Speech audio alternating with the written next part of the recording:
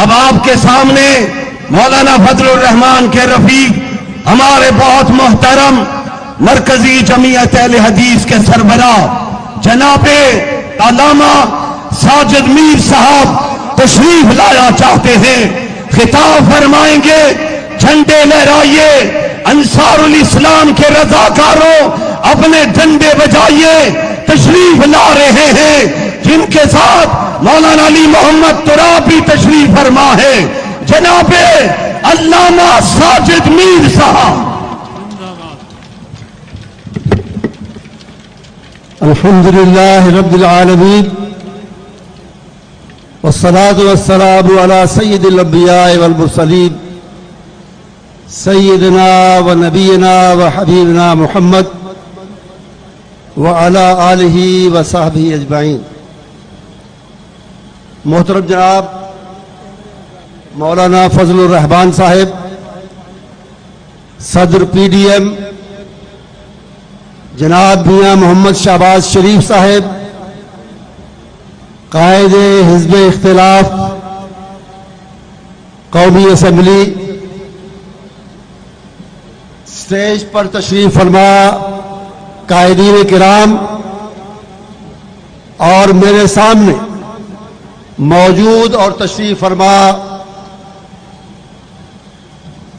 جہانوں، مجاہدوں، بہادر کارکنوں،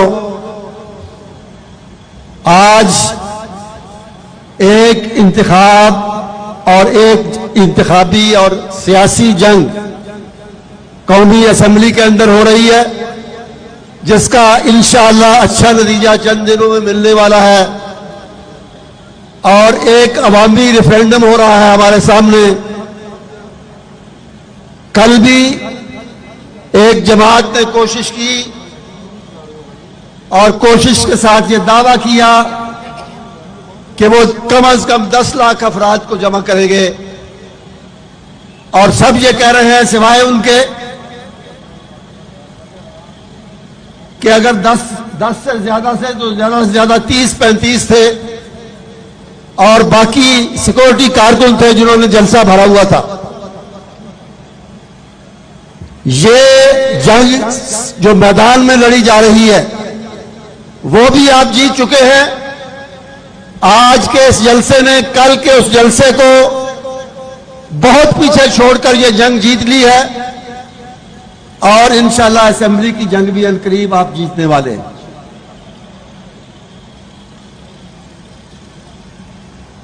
اس جنگ سے خوفزدہ نام نہاد کپتان اب سہارا لے رہا ہے ان باتوں کا کہ اس کے خلاف سازش ہو رہی ہے، اور سازش بھی ملک کے اندر نہیں ملک کے باہر ہو رہی ہے. جو لوگ اس کا ٹیلی فون سننے، اس کی بات سننے کے لیے تیار نہیں تھے، ان کی طرف اشارے کر رہا ہے کہ انہوں نے خط لکھ کر خود مجھے آگاہ کیا ہے کہ ہم تمہارے خلاف سازش کر رہے ہیں. ایسا کبھی ہوا ہے؟ ایسا کبھی ہوتا ہے؟ نہیں ہوتا. اصل میں اس کی ساری سیاست شروع سے اب تک جھوٹ پر چل رہی ہے. جھوٹے دعوے کیے برسر اقتدار آنے سے پہلے، جھوٹے وعدے کیے برسر اقتدار آنے سے پہلے، جھوٹے الزامات لگائے کنٹینر پر کھڑے ہو کر، جھوٹے الزامات لگائے اپوزیشن لیڈروں پر برسر اقتدار آنے کے بعد بھی،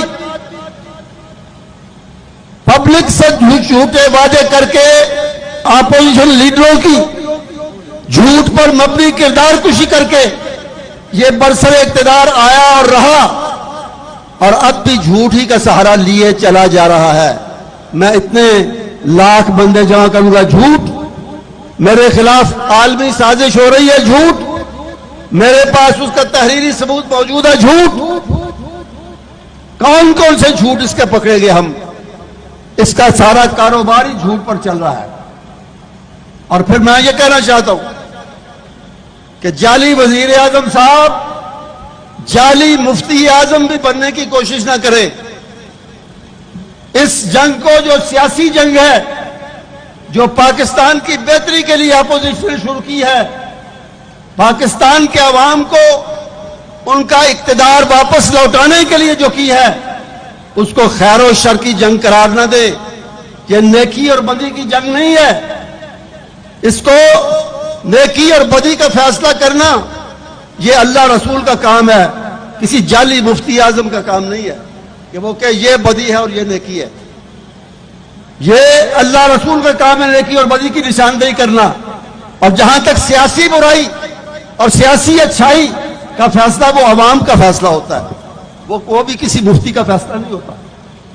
سیاسی اچھائی برائی کا فیصلہ کرتے ہیں عوام, اور شرعی اچھائی برائی کا فیصلہ کرتے ہیں اللہ اور اس کا رسول صلی اللہ علیہ وسلم. اس کو کوئی حق نہیں کہ وہ ایک خالص سیاسی جنگ, عوامی جنگ کو, عوام کی جنگ کو خیر و شر کی جنگ قرار دے. اور خیر و شر کیسے کہہ سکتا ہے؟ کل تک اقتدار میں آنے سے پہلے جن کو یہ بدی کی قوتیں یہ قرار دیتا تھا, ہم نہیں یہ قرار دیتا تھا, ان کو سینے کے ساتھ لگایا, ان کو ساتھ لے کر چلا, ان کی وجہ سے اقتدار میں آیا اور رہا. انہی کی اب منتیں خوشامدیں ترلے منتیں کر رہا ہے. جن کو کسی کو پنجاب کا سب سے بڑا ڈاکو کہتا تھا, کسی کے خلاف کاغذات کا پرندہ بریف کیس تیار کر کے لندن جا کے مقدمہ کرنا چاہتا تھا. ہم نہیں کہتے, یہ کہتا رہا کہ وہ بدی کے منبع ہیں, بدی کے علمبردار ہیں. ان بدیوں کو سینے سے لگا کے اور ساتھ لے کے چلتا رہا, اب بھی ان کی خوشامدیں کر رہا ہے. یہ کس منہ سے کہہ سکتا ہے کہ میں بدی کے خلاف کھڑا ہوں؟ امر بالمعروف کے نام سے جلسہ کرتا ہے.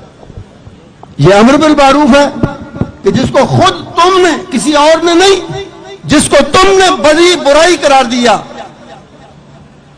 اس کا جھنڈا, اس سے اپنا جھنڈا اٹھوایا اور ان کا جھنڈا لے کر چلتا رہا. وہ کس طرح کہہ سکتا ہے کہ وہ امر بالمعروف کے نام پہ جلسہ کس طرح کر سکتا ہے؟ بات کیا ہے؟ سازش کیا ہے؟ سازش اس نے خود, اس کی نالائکی نے کی ہے, اس کی نااہلی نے کی ہے. امریکہ نے یا کسی بیرونی طاقت نے تو آ کے چینی مہنگی نہیں کی, چینی غائب نہیں کی, آٹا مہنگا نہیں کیا, آٹا غائب نہیں کیا. مہنگائی کی چکی نے عوام کو نہیں پیسا, انہوں نے آ کے انہوں نے کیا. پہلے اس کا اپنے سارے قصوروں کا, اپنی ساری کوتاہیوں کا الزام گزشتہ حکومتوں کو دیتا تھا. یہ ایک بے جواز اور غیر منطقی اللاجیکل بات تھی.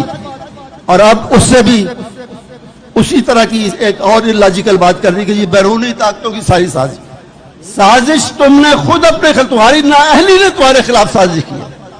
تمہاری کرپٹ اور نااہل گورننس نے تمہارے خلاف سازش کی ہے, کسی اور نے نہیں کی. عوام, اپوزیشن کا تو اتنا ہی کام ہے کہ انہوں نے عوام کے سامنے اپوزیشن کو بھی تمہارا کچا چٹھا رکھنے کی ضرورت نہیں تھی. وہ کچا چٹھا جو ہے تمہاری نااہلی خود بول کر عوام کو بتا رہی ہے, اور اسی کی وجہ سے آج تمہیں یہ دن دیکھنا پڑا ہے عدم اعتماد کا اور اپنے ساتھیوں کو چھوڑ جانے کا. جتنے اپنے ساتھی تھے ایک ایک کر کے آپ گن لیں, کس کو اپنے ساتھ رکھ سکا ہے؟ اس کی فطرت ہی نہیں ہے, نہ کسی کے ساتھ چل سکتا ہے, نہ کسی کو اپنے ساتھ چلا سکتا ہے. اور بہتر یہی ہے جتنی جلدی اس سے جان چھوٹ جائے عوام کی, اتنا اس ملک کے حق میں بہتر ہے, اس ملک کے عوام کے حق میں بہتر ہے. اور یہی کام اپوزیشن کر رہی ہے. لیکن میں تائید کرنا چاہتا ہوں بات ختم کرنے سے پہلے جناب محمود اچکزئی صاحب کی, کہ اپوزیشن کا کام اس کو ہٹا کر اور میاں شہباز شریف صاحب کو لا کر ختم نہیں ہوگا, شروع ہوگا. اس کے بعد ایک تو جن مشکلات کا شکار ہے عوام, اس سے ان کو نجات دلانے کے لیے بھرپور کوشش اور منصوبہ بندی, اور اس کے ساتھ پاکستان کو آئین کے مطابق چلانے کے لیے اس کے آئندہ انتخابات میں ہر قسم کی مداخلت ختم کر کے عوام کو ان کا حق حکمرانی دلانے کے لیے یہ جدوجہد عمران کو ہٹانے کے بعد اصل میں یہ جدوجہد جاری ہوگی اور ہونی چاہیے. کیونکہ پی ڈی ایم اور اپوزیشن کی جماعتیں اسی لیے اکٹھی ہوئی تھی, صرف عمران کو ہٹانے کے لیے نہیں, اس لیے کہ عوام کو ان کا حق حکمرانی واپس دلایا جائے، عوام اپنی مرضی سے حکومت بنائے اور وہ حکومت اپنی مرضی سے حکومت چلائے، کسی کی اس میں نہ حکومت بنانے میں مداخلت ہو اور نہ حکومت چلانے میں مداخلت ہو۔ بہت شکریہ۔